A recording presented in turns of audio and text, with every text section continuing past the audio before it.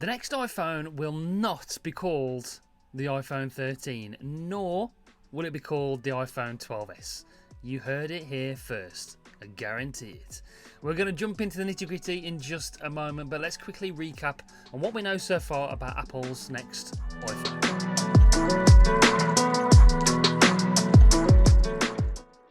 Okay, so last week we looked at the next iPhone model and what we know and what we should expect to see, and lots about what I personally would love to see from the next Apple iPhone release. We can say with 99% certainty that we're going to see a new 120Hz refresh rate display.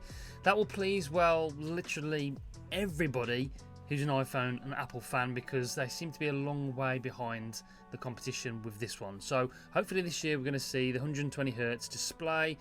Will it be mini LED? I don't think so. I think they'll stick to the OLED. I always struggle with that word, but it's going to be 120Hz. That's what we hope.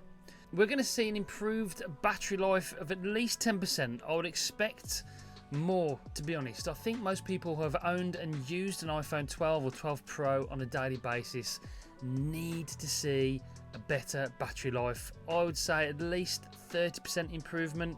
In my eyes, that would be good. That'd be a good result. I think with the new chips that Apple developing with the higher efficiency, this is a figure that is possible. So again, we're hoping for a better battery life, not necessarily bigger, but more efficient battery usage on the phone. Let's hope for that. And you know, to be honest, apart from the obligatory camera improvements and the slight design changes, namely a smaller notch that houses the selfie camera and the sensors, that's about it. That's about what we're going to see for the upgrade on the new iPhone coming sometime, hopefully the start of September. People were disappointed, but last year was a really major upgrade for hardware. The bigger changes are coming in the form of the iOS 15, and we will dive deeper into that in a later video. So if you haven't already, please make sure you subscribe and press the bell so you don't miss any of those future uploads coming soon. Anyway, the big news, I have it on good authority from a source. I can't tell you who, I can't tell you much more than that, but okay, someone that has worked at Apple, That's all I can give you. That's all I can say. But they tell me, and you heard it here first, remember that, thumbs up if it's true, that the iPhone model, the new one coming out in September, which I'm sure will be released at the start of September, will be called the iPhone 14. That's right, they will miss out 13 altogether. They won't use 12s as mostly everyone else thinks, but they will jump straight to 14, and they've done this before. When in 2017 they missed the iPhone 9 out totally, they completely jumped over it, and they jumped to the 10 or the X, whatever you wanted to call it at the time. My other theory, which I asked my source about, that when they jumped from the 8 to the X, they use a letter. Could they totally change the path of the naming of the iPhone and jump to, say, Z? Could Z mean folding? Could we have a folding device this year of Apple? I think that's a stretch. Maybe I'm reaching a little, and my source could neither confirm or deny this. But what he was very sure about is that this year they will skip 13 and go straight to 14 from 12. Now, like I've said, they've done this in the past, so they have history. There are lots of other examples of companies doing this.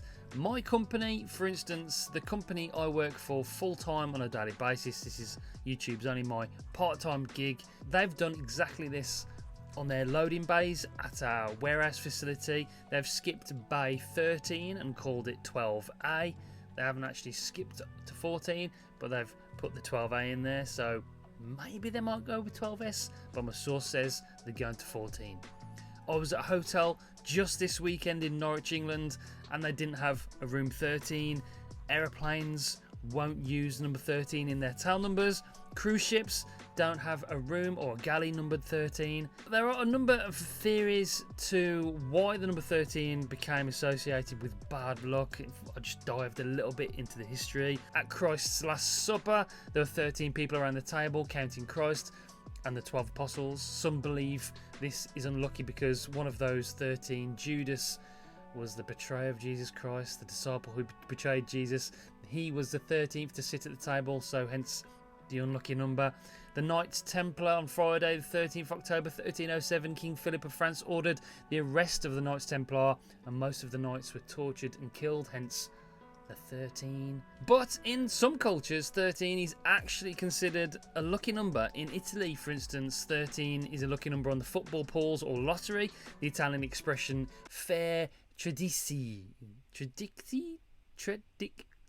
literally have no idea how to pronounce that. Literally means make 13 and means to hit the jackpot. So maybe I'm wrong. Maybe my source is spinning me a line, but I trust him, and all the history points towards it being called the iPhone 14 this year. All I can say for now, though, is we will have to wait and see. But if I am right, you have to come back, you have to subscribe, you have to like, and you have to share this video.